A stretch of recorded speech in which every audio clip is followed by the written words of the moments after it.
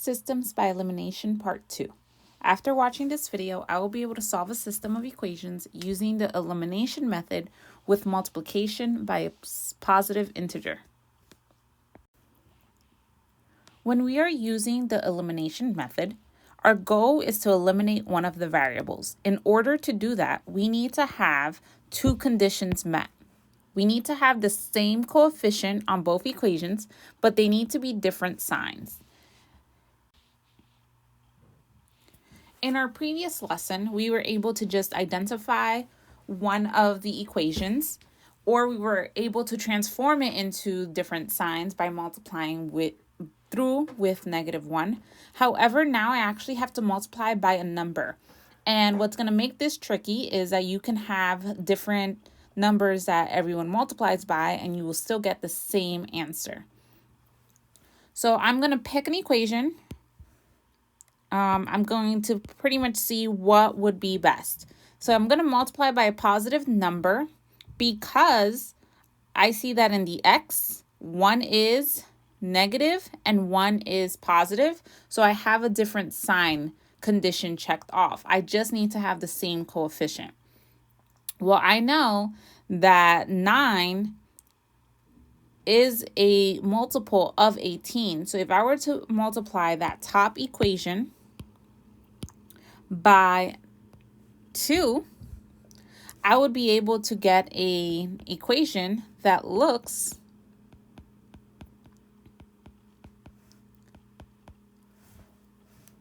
like this. -18x plus 8y is equal to -18. And then when I look at my other equation now, I have transformed it. So yes, I have same coefficient, but a different sign. That's supposed to be positive.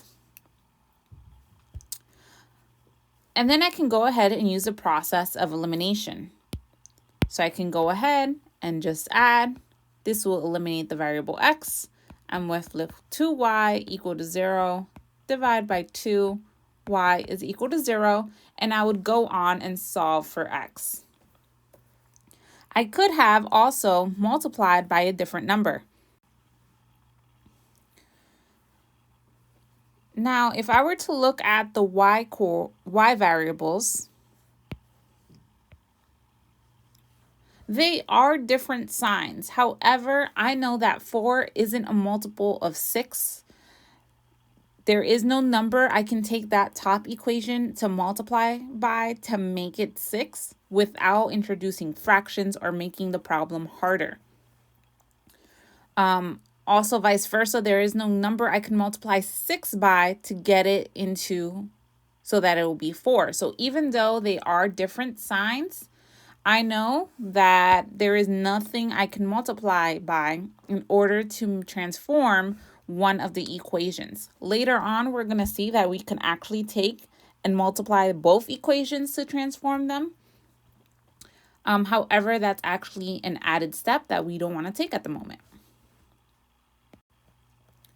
So now you try. You're going to multiply one of the equations to get the same coefficient in a different sign, and then you're actually going to solve. So you're going to find the x and the y by completing that second step.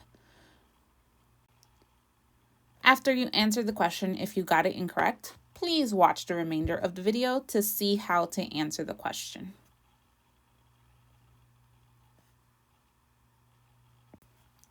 So first I want to identify which variable I'm going to try and make same coefficient, different sign. Because I know that 3 times a number can give me 12, I'm going to choose my variable x to eliminate. So my goal is to make that first equation and get it to be a positive 12. So 3 times 4 is going to give me positive 12, and that's going to give me the same coefficient and a different sign. So I'm going to go ahead and multiply first equation by 4. Once I multiply each of the terms by 4, I'm going to rewrite that second equation so that I can have a new system. And now I have 2 equations that have same coefficient, different sign, so I can go ahead and add. So that's going to cancel out the x variable, and I'm going to be left with y. So I'm left with 16y is equal to negative 32. Divide both sides by 16. Y is equal to negative 2. And then I'm going to use the process of elimination to actually answer the question. I could go ahead and replug this into one of the equations by substitution to find the x variable. But I know that y is negative 2. So that means that second number in your xy ordered pair needs to be negative 2, and C is the only option.